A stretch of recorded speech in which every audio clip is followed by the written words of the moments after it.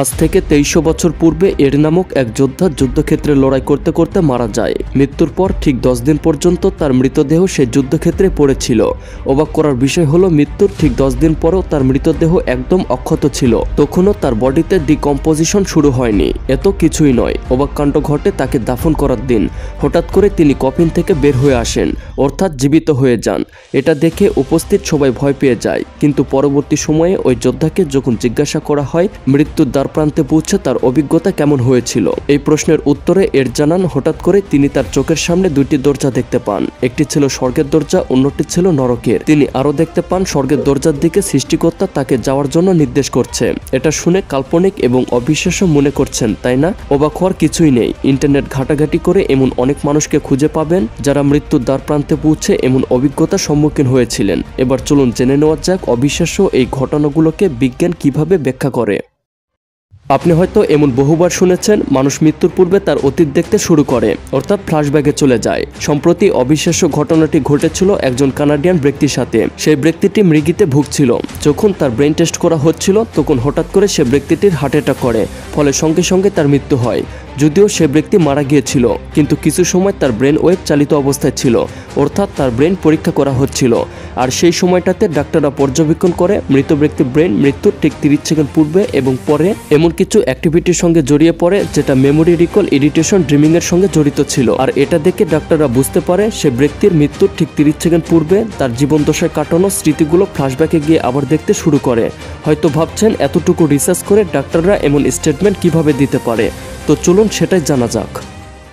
আমাদের ব্রেনে 86 billion neural sell রয়েছে, যেগুলো খুবই দ্রুত একে অপরের সাথে কমিউনিকেট করে থাকে। আর এই কমিউনিকেশনের জন্য তারা কোনো শব্দ ব্যবহার করে না, এবং নিউরাল সেলগুলো সে সিগন্যালের মাধ্যমে কমিউনিকেশন করে থাকে।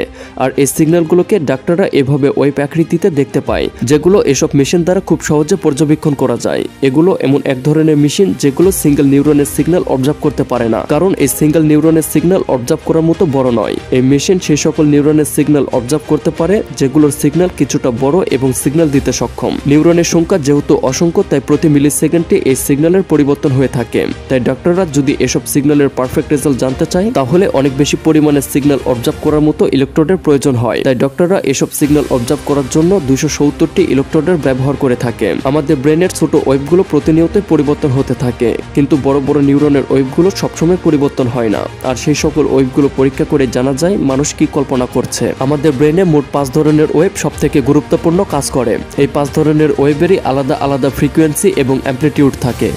চলুন প্রথমে জেনে নিই কোন ওয়েভ কি নির্দেশ করে। আলফা ওয়েভ, ফ্রিকোয়েন্সি 8 থেকে 12 হার্টজ। এগুলো আমাদের কনসাস এবং সাবকনসাস মাইন্ড কানেকশনের কাজ করে। যদি এই আলফা ওয়েভ বাকি ওয়েভগুলোর উপর ছড়িয়ে যায় তাহলে এটা ব্রেনকে অনেক রিল্যাক্স ফিল করায়। আর এই ওয়েভের কারণে আমরা একসঙ্গে 2টি কাজ নির্দ্বিধায় করতে পারি।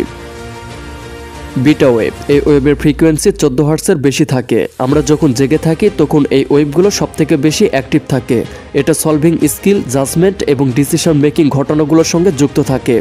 ডেল্টা ওয়েভ, এই ওয়েভের ফ্রিকোয়েন্সি অনেক কম থাকে। আমরা যখন ঘুমে থাকি তখন এই ওয়েভ সবথেকে বেশি অ্যাক্টিভ থাকে। এই ওয়েভ যদি বাকি ওয়েভগুলোর উপর বিস্তার লাভ করে তাহলে আমরা 4 মাস পর্যন্ত ঘুমিয়ে থাকতে পারি, অর্থাৎ তখন আমরা কোমায় চলে যাব। থিটা ওয়েভ, এই ওয়েভ আমাদের স্বপ্নের সঙ্গে যুক্ত থাকে। আর এই ওয়েভের ফ্রিকোয়েন্সি 4 থেকে 8 হার্টজের মধ্যে থাকে।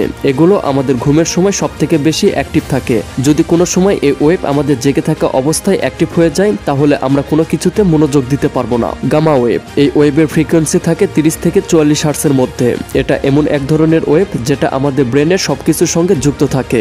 সেই সাথে আমরা যা যা ভাবছি বা চিন্তা করছি সবকিছুই এই ওয়েভের উপর নির্ভরশীল। ঠিক কম্পিউটার সিপিইউর মতো বলা যায় এটা আমাদের ব্রেনের সিপিইউ। তাছাড়া এটা আমাদের ব্রেনের যে কোনো স্মৃতি আবার মনে করে দেয়। এখন চলুন আমরা আবারও সে পেশেন্টের কাছে চলে যাই। হ্যাঁ, মৃত্যুর ঠিক 30 সেকেন্ড পূর্বেও এই রোগীর ব্রেনে গামা ওয়েভ অ্যাক্টিভ দেখা যাচ্ছিল।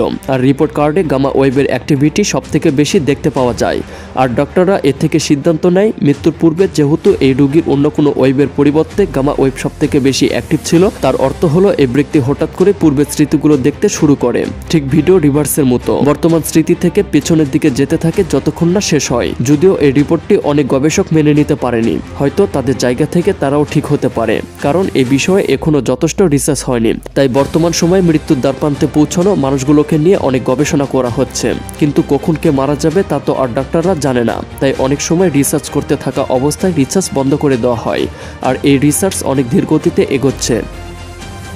আশা করি সুপ্তজ্ঞানের আজকের ভিডিওটি আপনাদের ভালো লেগেছে। যদি ভালো লাগে তাহলে একটি লাইক করতে পারেন। আপনারা যদি এ ধরনের ভিডিও দেখতে পছন্দ করে থাকেন তাহলে সুপ্তজ্ঞান চ্যানেলটিকে সাবস্ক্রাইব করুন। ভিডিওটি এ পর্যন্ত দেখার জন্য ধন্যবাদ।